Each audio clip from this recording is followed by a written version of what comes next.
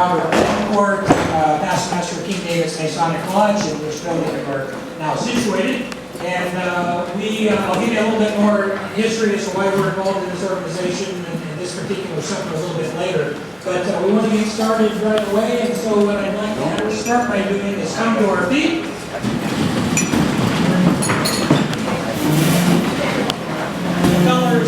The colors are already posted, so what I'll ask you to please do is help me salute the flag of our country. I pledge allegiance to the flag of the United States of America and to the republic for which it stands, one nation under God, indivisible, with liberty and justice for all. Thank you very much. Please remain upstanding, and we will move next to our grace, and we have Commander Bill Houston, Padre Bill, I like to call him, who will deliver us the traditional grace. Padre. Good evening, ladies and ladies. Let us come together and pause in our traditional grace. Some hum eat and cannot eat, and some would eat that want. We hum eat, and we can eat, and so the Lord be thanked. Thank you, Dr.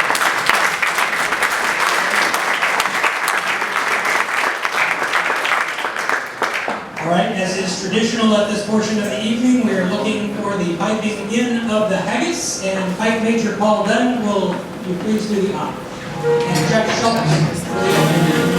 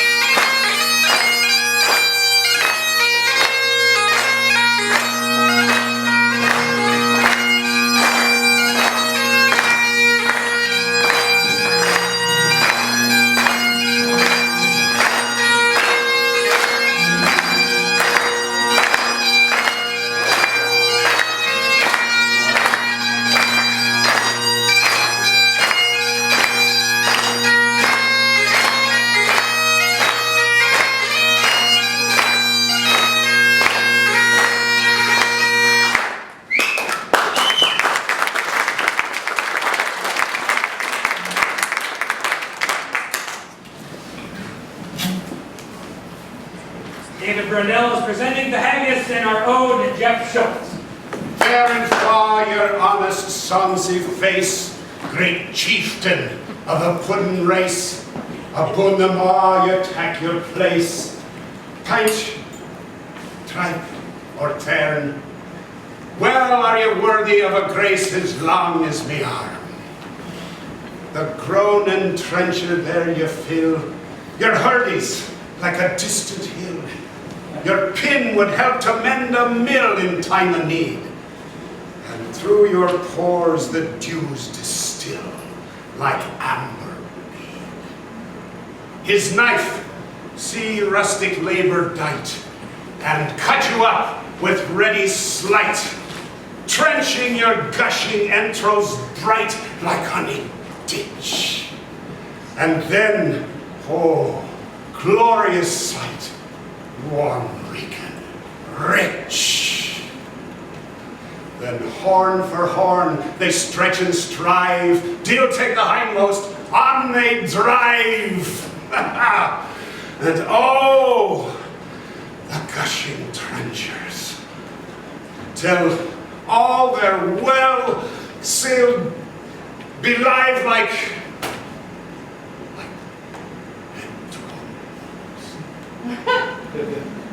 the old good man makes like to ride, me thank it hums.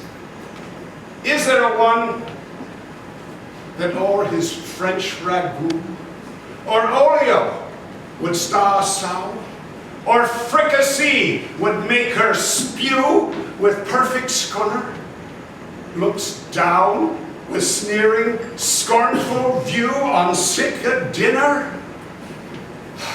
Poor devil.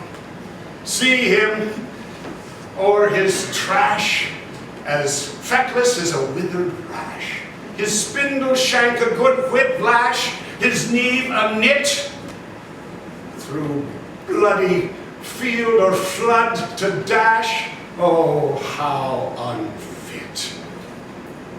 But mark the rustic, haggis fed, the trembling earth resounds his tread. Clap in his wally neve a blade, he'll make it whistle, and legs and arms and heads will sned like taps of thistle. Ye powers that make mankind your care, and dish her out her bill of fare.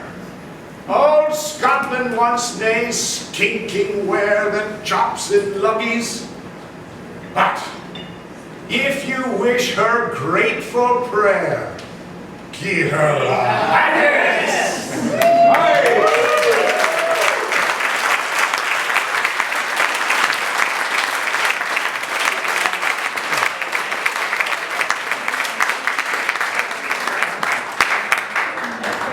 Ladies and gentlemen, thank you so much for your attention. Please remain upstanding for the toast to the haggis. The Pike Major, Paul Dunn, will be working with our chef, David Brownell.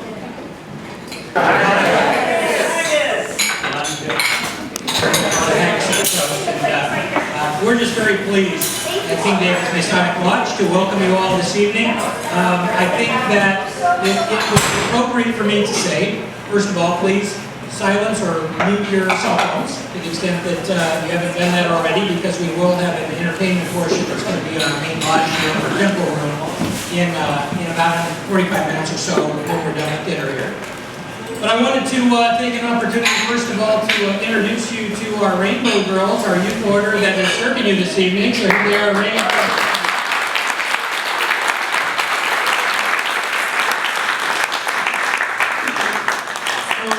We consider ourselves a Masonic family, and so this event is co-sponsored tonight not only by the Blue Lodge of King David's, but also by the Order of Eastern Star, which is for both men and women, and for our youth orders. And in this case, we have the Rainbow for girls locally. We don't have the Demo Lake for boys, but that's coming one of these days soon. We figured as soon as the rainbows came, it wouldn't be long after that the Demo Lake would follow. So we're still working on that.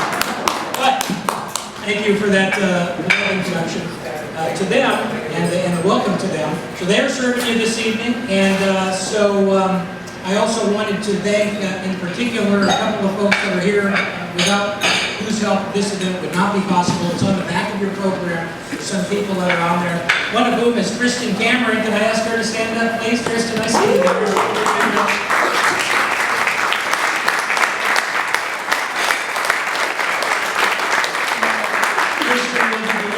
To the ladies a little bit later in the evening, and without her help, the event would not be possible, because it was the Central Coast Scholar Society and her in particular that helped us transition from that organization to this, to do this, the Burns Night here on the Central Coast. And so I greatly appreciate her help. And also, we did not have the opportunity to make it into the program in time, but Jeff Schultz, who gave us the Ode to the Haggis.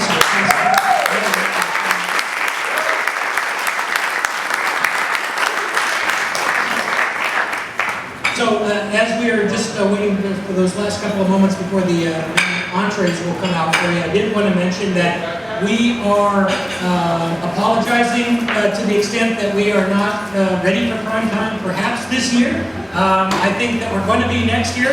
I think a lot of us think we are ready for prime time, but I just wanted to mention to you that some of the things that we're trying to accomplish here, it is for the first time for us as the Masonic Lodge here. We know that Robbie Burns, I can't even trill, I'm sorry, I'll get there, and rolling those R's. But we know that he was a Mason, that Burns Nights are celebrated throughout the world, and we're very happy that today is his birthday, actually, from 1756, if I'm not wrong, so a few years ago. In any event, these events are so fun, so wonderful, and obviously we would like to make it sort of an intimate affair this year, especially in our dining room. We can only accommodate about what you see here. We could only pipe in the haggis right up in the middle because we've got the room cramped. In any event, I did want to also make a special thank you to Mr. to Mr. English, who is also with Paisley and Edinburgh Scots, and from the Robert Louis Stevenson, is a clan to say appropriately? Family, and he brings us these wonderful rhymes of the Red Crossmen that are at your tables and in front of you as well, and that's his special gift to you, and we thank him for that, Mr. English. Thank you.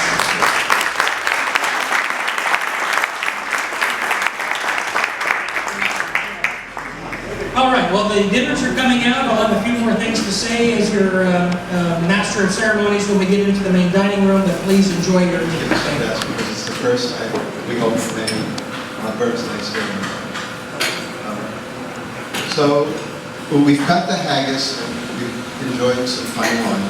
Now it's my honor to give some brief remarks on the occasion, actually the very night of the 255th anniversary of the birth of Robert Burns.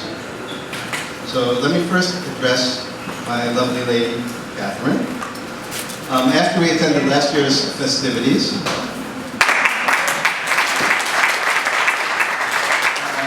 by the lake in the Pescadero, I posted Naismith's famous portrait of Robbie Burns on my Facebook page, saying, oh, we went to a fun Burns night. Well, one of my old pals commented that I, as a young man, had indeed looked like the dashing Robbie Burns. Well, that's why I'm wearing my academic regalia, to remind myself and our audience that I am no Robbie Burns, but rather a paunchy academic professor of economics who wooed and won his beauty at his time, and she's here with me tonight.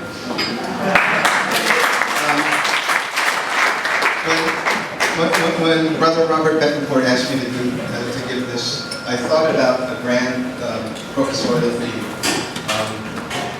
About the Scottish Enlightenment and the role of Freemasonry in Robbie Burns' poetry, and actually from my wife and I are both academic economists, we owe Scotland a great debt. Adam Smith published Wealth of Nations in 1776, and also the theory of moral sentiments. It influenced Robbie Burns' early education.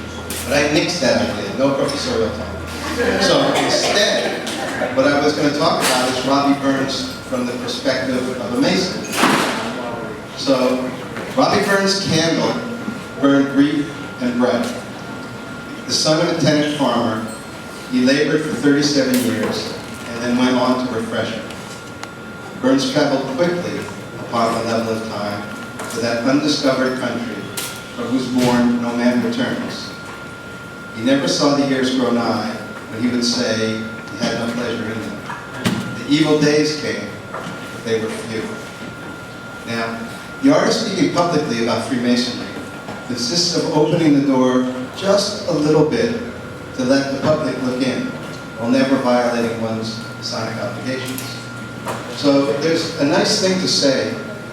We speak about this as King David's Masonic Lodge, but really the lodge is the men who come together. It's the group of men in a local group.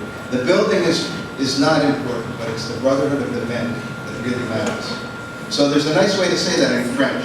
Within the lodge, we're in le monde sacré, the sacred world. And when we're outside of the lodge, we're in le monde profane. So it doesn't sound as well as good in English. We're in the profane world. But there's a big distinction between what goes on inside our brotherhood and then how we reach out to the world outside. So at the age of 22, Robert Burns was initiated as an entered apprentice on the 4th of July, 1781. His mother lodge was St. David's, out of Bolton. Burns was passed with the degree of fellow craft and was raised with a sublime degree of Master Mason on 1 October 1781. So for those of you who are not Masons in the room, that was fast progression. The master who raised him had the very interesting name of Henry Cowan. So, no private institution can endure for centuries, as our brotherhood Freemasonry has, unless its values serve a deep and important purpose. Masons recognize 4 cardinal virtues: temperance, fortitude, prudence, and justice. We're also reminded to admonish our brothers gently and in private if their conduct might bring dishonor on our fraternity.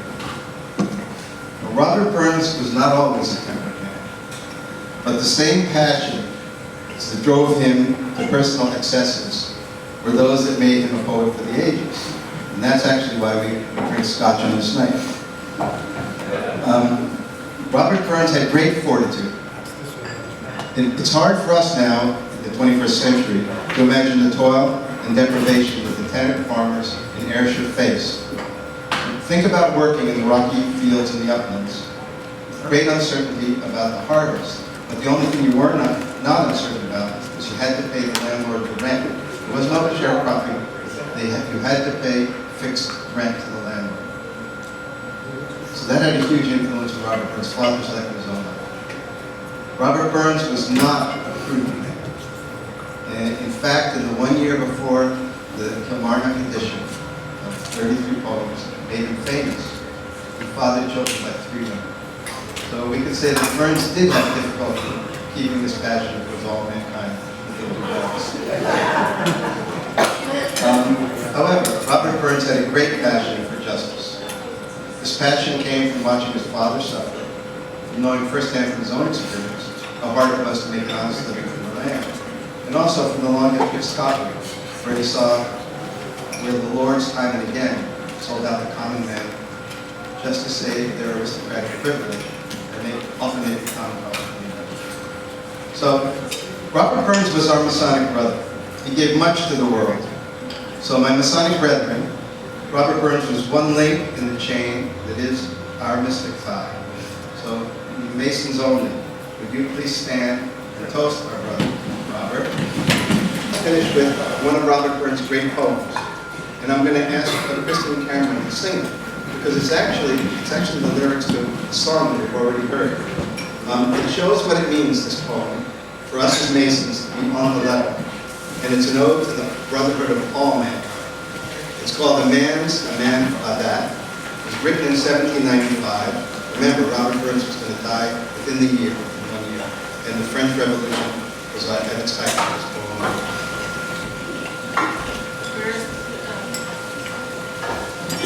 I really have to say this is very unexpected. I did not come here tonight expecting to do this at all. This lovely man has asked me to help him out and sing this. So I'm going to do my best for you. But It'll be beautiful, Kristen.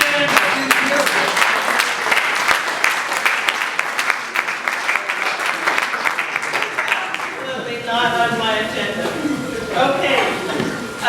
It is actually one of my very, very favorite songs, and I don't know if any of you know who Jim Malcolm is. Jim Malcolm is a Scottish singer, and he tours, folk singer, and he just visited us in the last week. And this is one of the songs that he always does when he tours and when he sings. So I do know it very well, but it's not something I usually sing. Okay, so here we go. Anybody who knows it, please feel free to join in.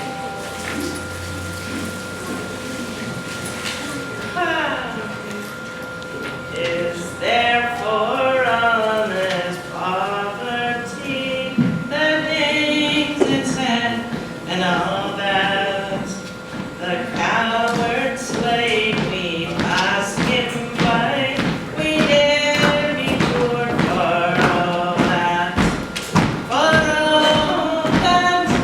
all that, our toils obscure and all that, the rank is but a guinea stamp, the man's the doubt for all that, what though unhappily fair be night, with ungrain all that, he fools their sails and needs their wine, a man to man for all that,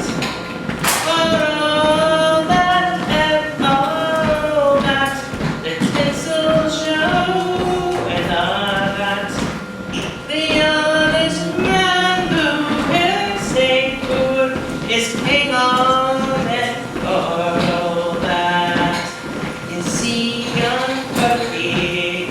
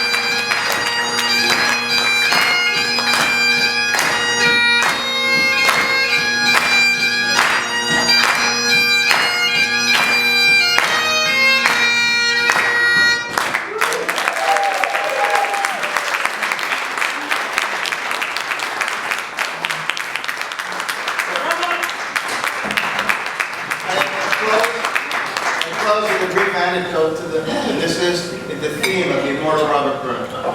So, Robert Burns died in July of 1796, and his funeral cortege went through the streets of Dumfries. So the story is told that there was a little boy who was forlorn. He looked up to his mother and said, "Oh, who's going to be our poet now that Robbie Burns has died?" And his mother said, "Why? Well, he will be."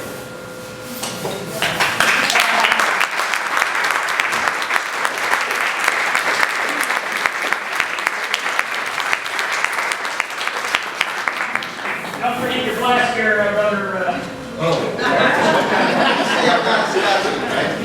Secret ballot.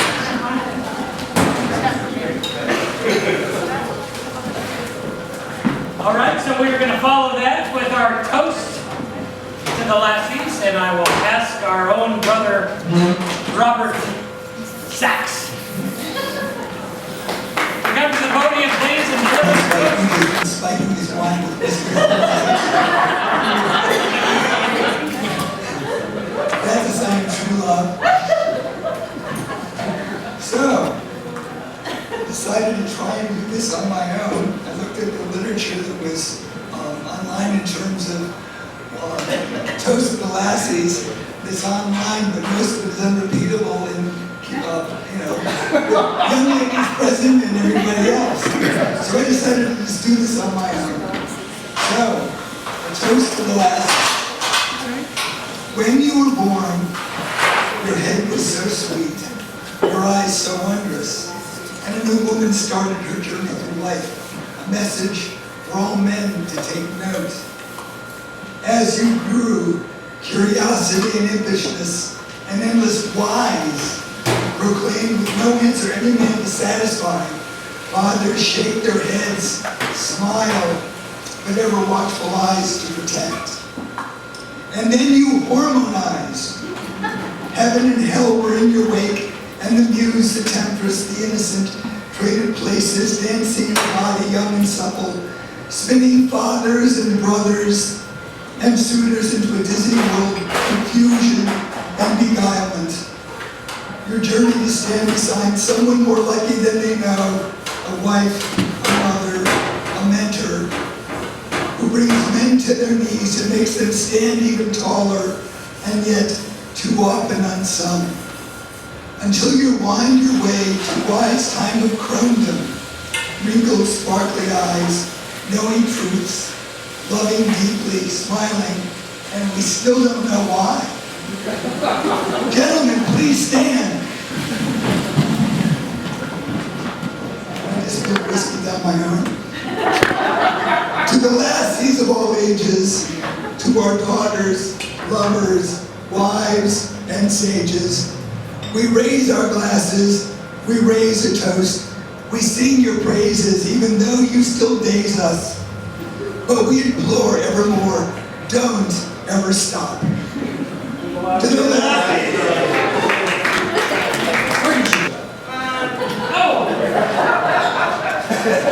I'm trying to hide. Okay. Christian Cameron, would you please come to the microphone, please? Ladies and lassies, welcome, Christian Cameron. Come to the microphone.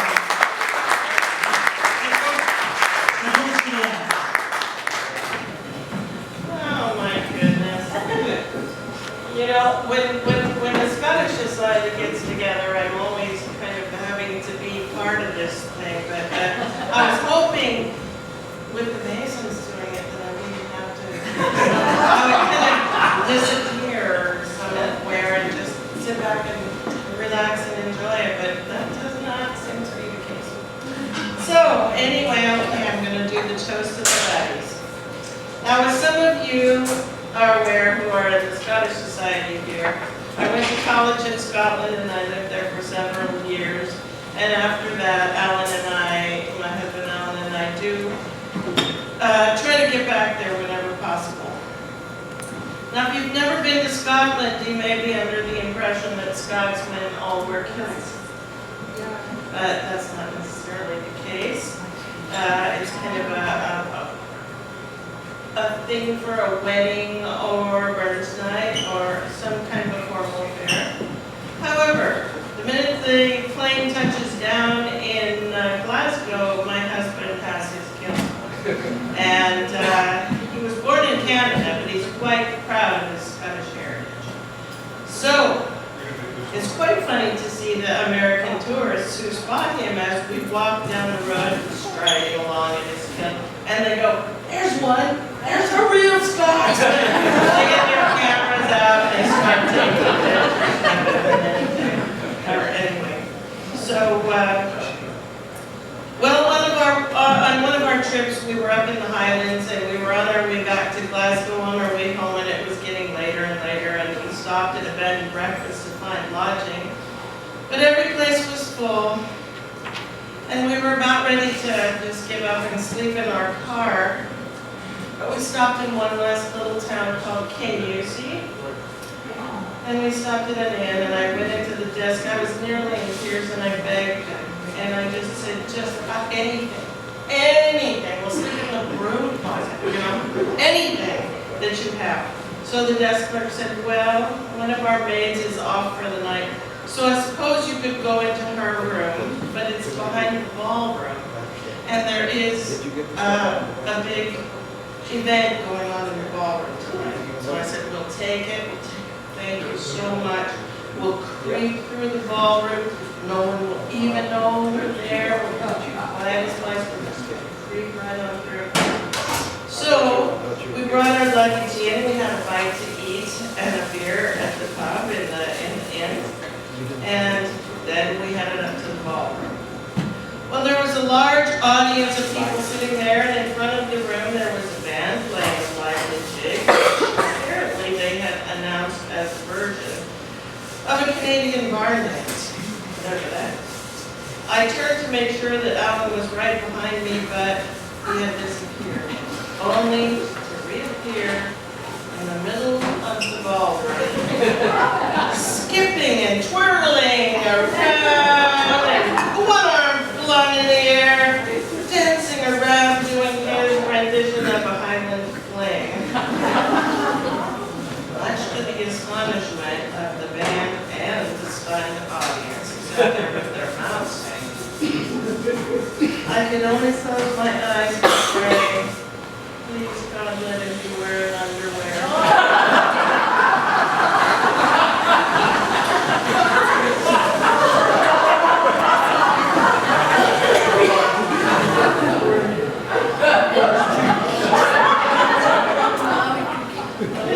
Lady tapped me on the shoulder and said, excuse me, dear, but will that be a Canadian barn dance? I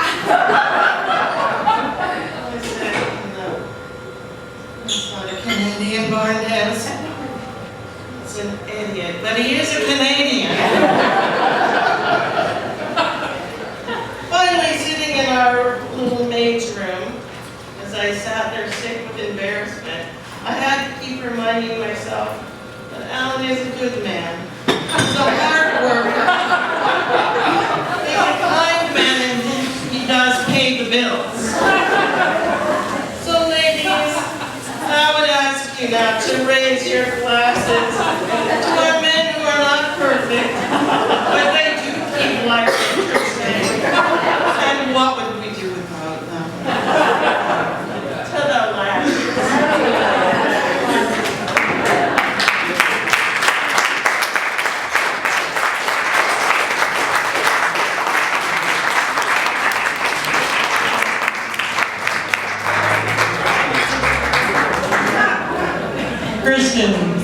Kristen. Yes! Oh dear, did I easily? Well, you see, you wonder, well, the Masons have done it, you don't have anything else to do, but as long as you deliver toast like that, you will always be part of the paradise. So there's the Central Coast Fire Society Masons there.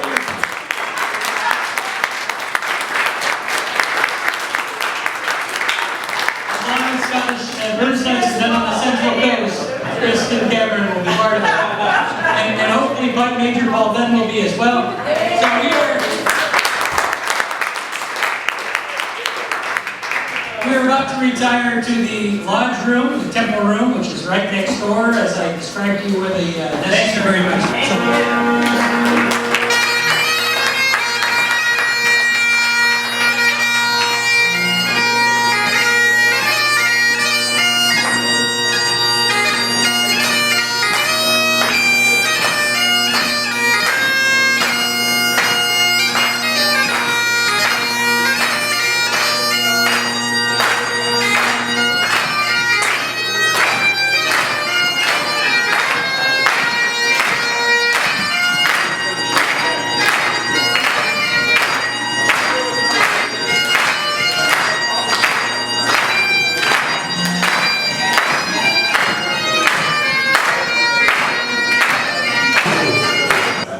Thank you sincerely for joining us this evening at King David's Masonic Lodge. Again,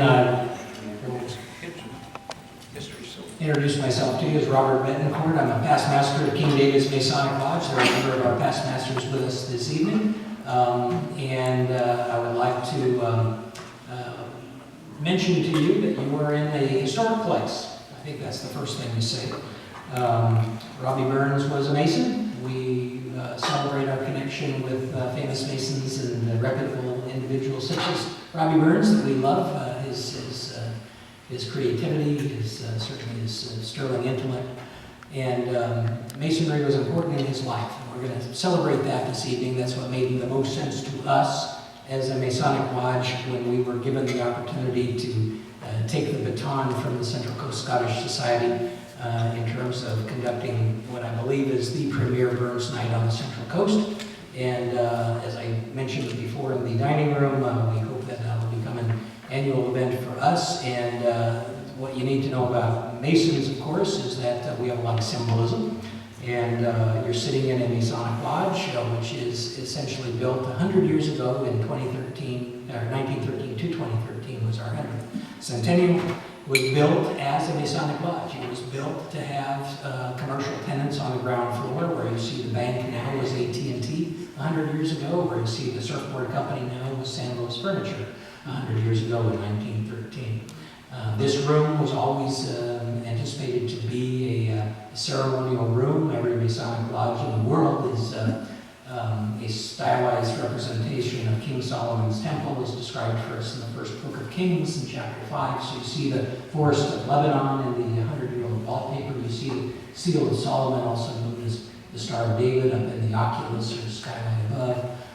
All of our ceremonies take place in this room. These ceremonies that also are similar to what our Rainbow Girls or Masonic family, including the Eastern Star, take place in this room. So we share it. And we, of course, have public ceremonies such as this one in this room as well.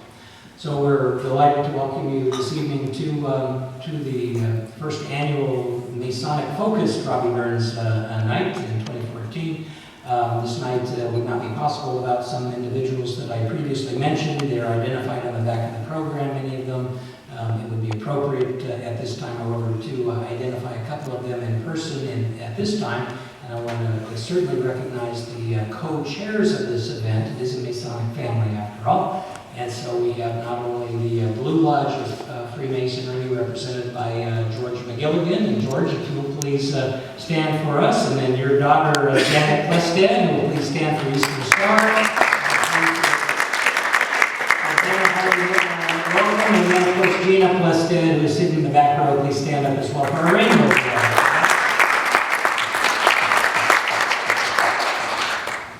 That's really what we love about that particular family. We say the Masonic family, that's also a genetically connected family between George, his daughter Janet, and her daughter Gina. So we have Blue Lodge, the Eastern Star, and the Rainbows all represented in one family.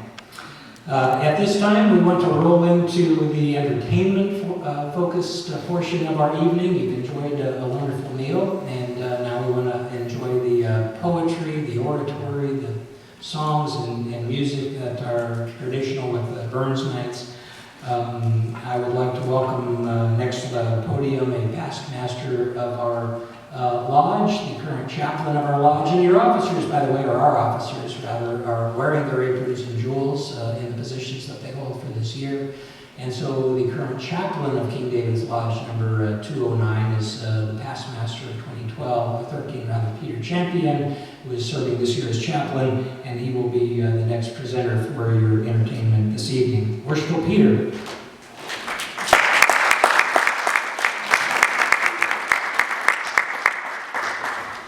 I'm going to be doing Burns's poem that was also a Masonic song, Ye Sons of Old Killy. The importance of Freemasonry to Robert Burns is hard to exaggerate.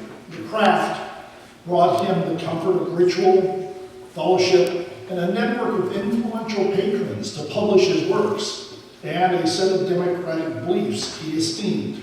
Burns was a deputy master of St. James Lodge in Tarbolton for 4 years. He was also a member in the Royal Archmasonry and the Knights Templar in Eyemouth.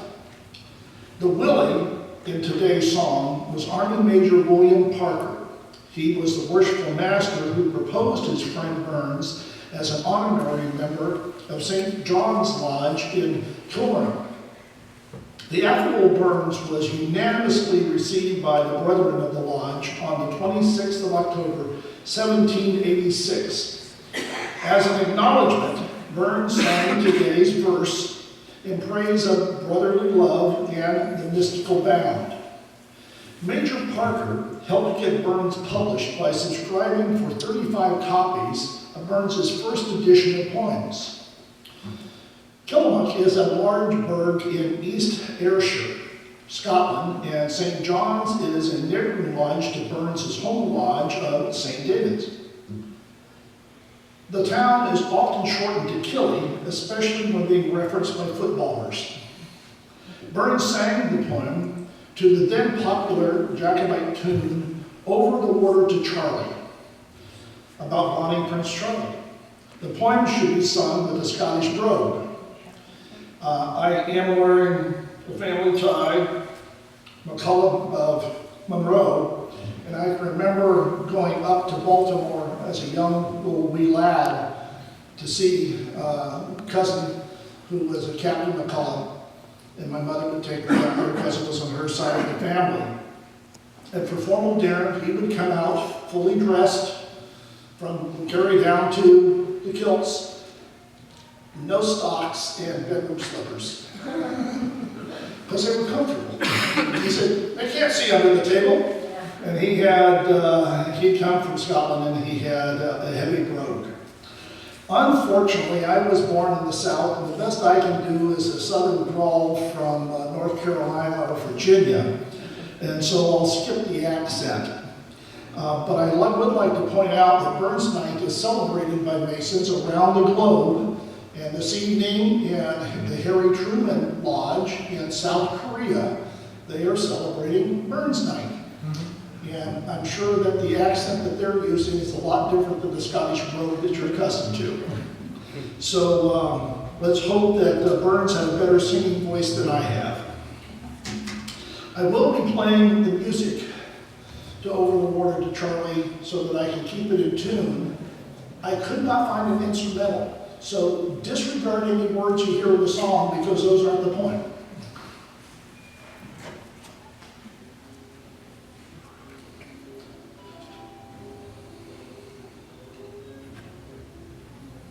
Ye sons of Old Killy, assembled by Willie to follow the noble vocation. Your thrifty old mother has scarce such another to sit in that honored station. I've little to say, but only to pray, as praying's the tone of your fashion. A prayer from the muse you well may excuse. 'Tis seldom her favorite passion.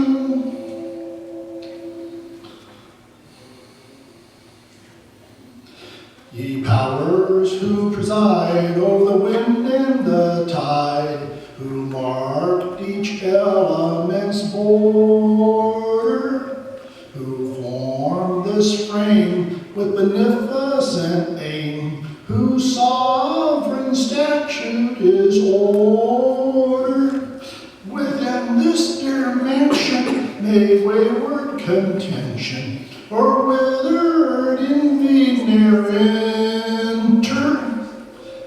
May secrecy round be the mystical bound, and brotherly love be the center. Thank you. The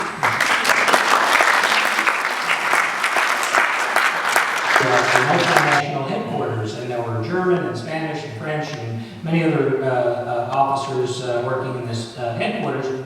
And one of the countries represented, of course, was Great Britain or England, and we had some Scots amongst that group, and they were having a bird's night. And I had to participate in that because the whole thing was basically a multicultural military evening or deployment for me. And so I went to it and learned about how fun these were, and of course that's part of the connection between our Masonic Lodge and your Central Coast Scottish Society, and then bringing it here. And what I remember from that first night was that the idea was to try and have as much involvement with the folks that were participants, what we call the sidelines. A lot of the action in Masonic Lodges happens, as you might imagine, right in the middle here between the east and the west, and all of the action in the middle under the skylight above. But we have the sidelines here where everybody, of course, tonight is sitting. And so we want you all to be involved too, is the point. And so in a few minutes' time, I've told you that that's coming, just to get you psychically prepared for it. I'm going to do a poem for you to help you get a few minutes of psychic preparation for your own involvement. But after I've done that particular poem, of which so many of you are already familiar with, happily, because a lot of this is hard to make out otherwise. But after that, we're going to have our wonderful band musicians, Stuart Mason and John Weed, who will be performing for you again. And within your programs, hopefully you brought those in from the dining room, there are some songs in there. There'll be a couple of opportunities for you to sing along, and that's the point, the long way around what I was just talking about, having you be involved. So there's My Love is Like a Red, Red Rose is in that program, so please find that and get ready. Pearson's Lament is in there, not one we anticipate you'll sing along to, but at least you might want to read along. That's sung by our Mason and Weed. And then, of course, towards the end of the evening, Auld Lang Syne, and that entire set of verses are contained within the program. For those of you that have no idea what this is about, at least visualize, if you will, a Scot who is at a tavern enjoying a few rounds, and then he decides he needs to get home to his bonny wife, who may not be so thrilled that he's coming home inebriated. So that is at least the beginnings of what this is about, and try your best to keep up with me if you will. When Chapman Billies leave the street and drouthy neighbors meet as market days are wearing late and folk begin to tack the gate, while we sit boozing at the nappy and getting foo and unca happy, we think not on the lang Scots miles, the mosses, waters, slaps and stiles that lie between us and our aim, where sits our sulky, sullen dame, gathering her brows like gathering storm, nursing her wrath to keep it warm. This truth found honest Tom O'Shaughnessy, as he frae ire yea night did canter. Old ire when ne'er a town surpasses for honest men and bonny lasses. O town, hadst thou been sae wise, as ta'en thy ain wife Kate's advice, she told thee weel thou was a skellum, a blithering, blustering, drunken blallum, that frae November till October, ye market day thou wast nae sober, that ilka melder with the miller thou sat as lang as thou had siller, that every nag was got a shoe on, that smith and the gat roaring fluon, that at the Lord's house, even on Sunday, thou drank with Kurt and Jean till Monday. She prophesied that late or soon thou would be found deep drowned in doom. or catched with warlocks in the mirk by Alloway's old hunting kirk.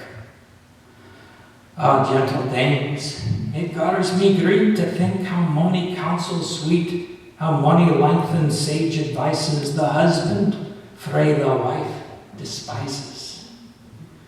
But to our tale, ye mark stays and reels, put life and metal in their heels. A winnock bunker in the east, there sat old Nick in shape of beast. A towsy tyke, black, grim and large, to gie them music was his charge. He screed the pipes and gart them skill, till roof and rafters I did dear. Coffins stood round like open presses that showed the dead in their last dresses. And by some devilish contrap sleight, each in its cold hand held a light, by which heroic Tam was able to note upon the Haley table a murder's veins and gibbet irons.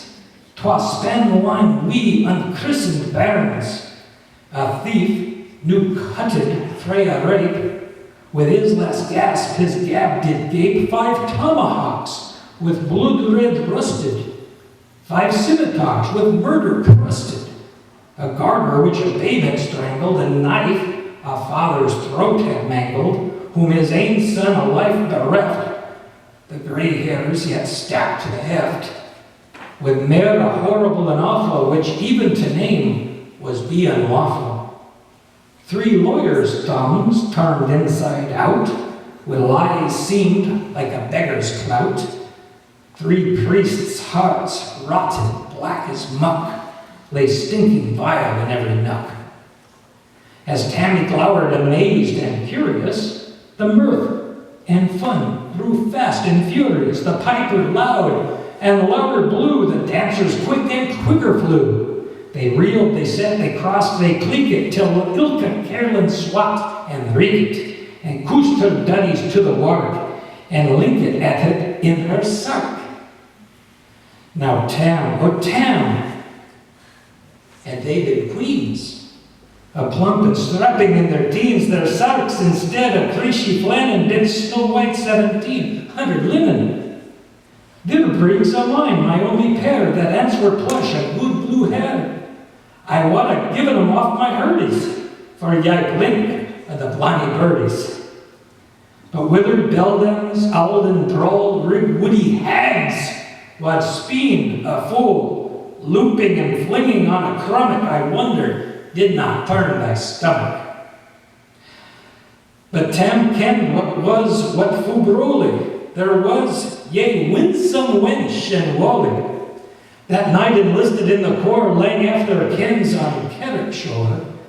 For many a beast to deed she shot, and perished many a bonny boat, and shook baith meikle corn and beer, and kept the countryside in fear.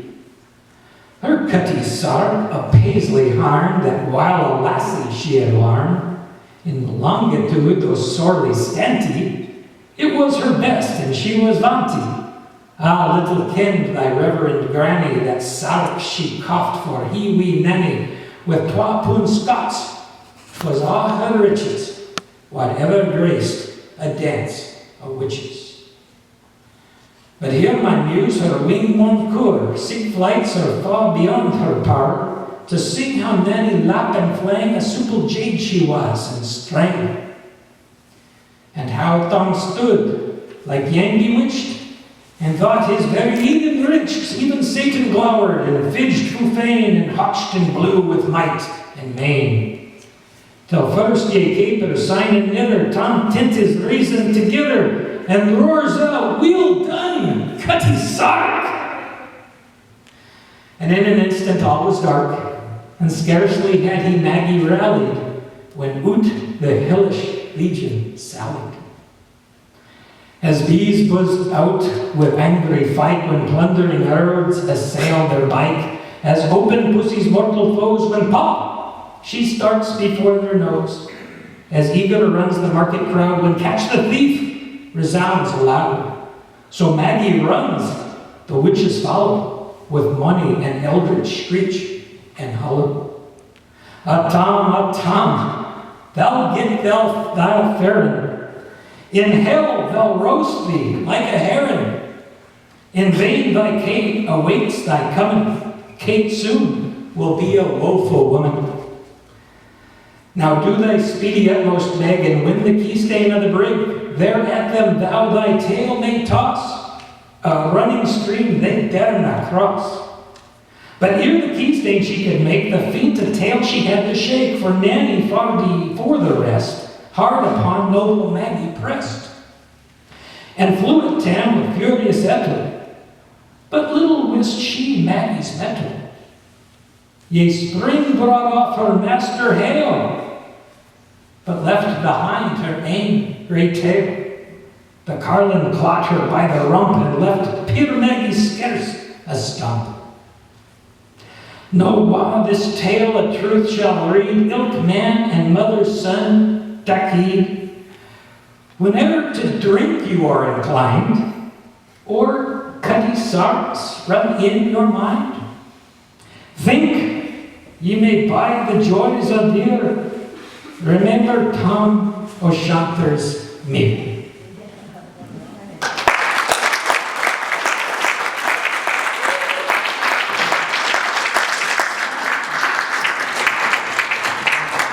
Very, very tough. All right. So at this time,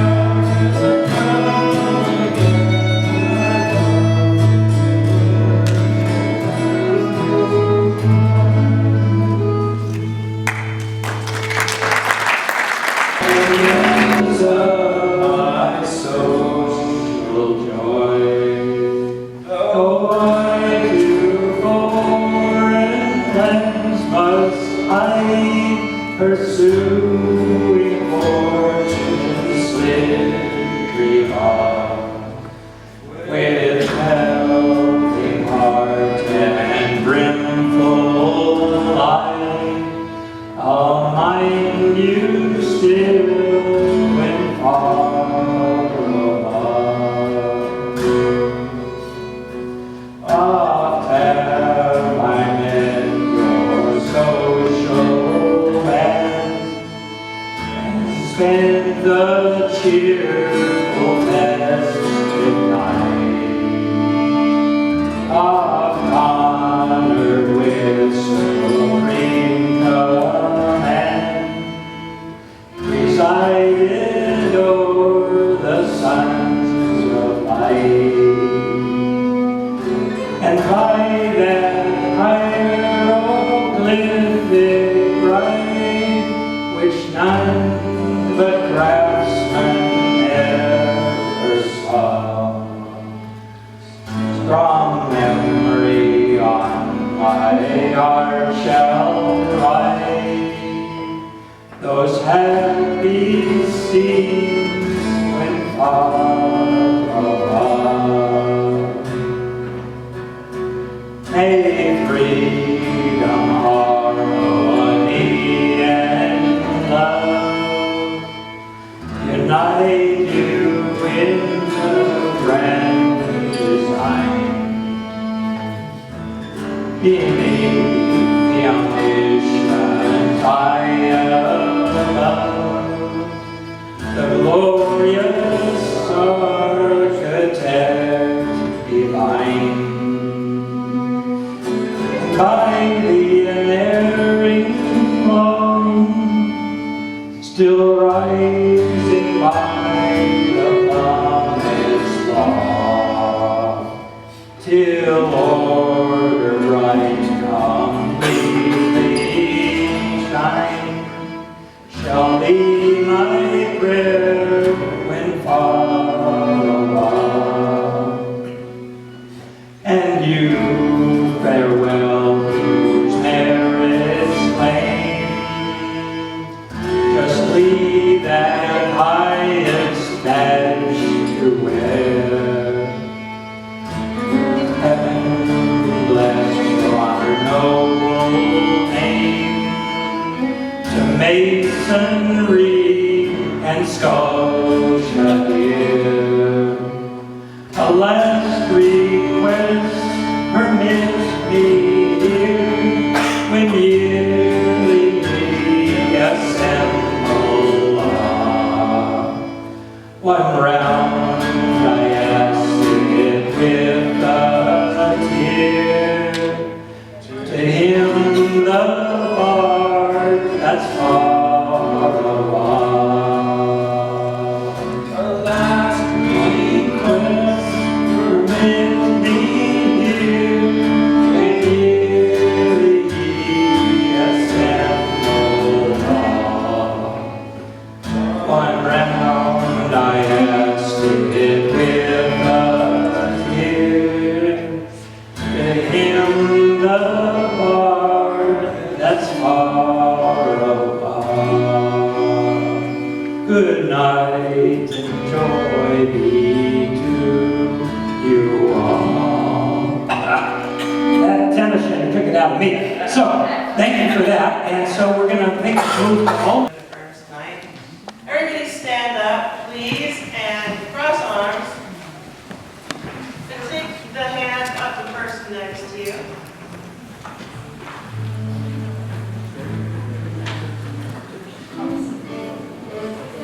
Yeah, that's what we do the first night. One big time. Acquaintance deep forgot and known.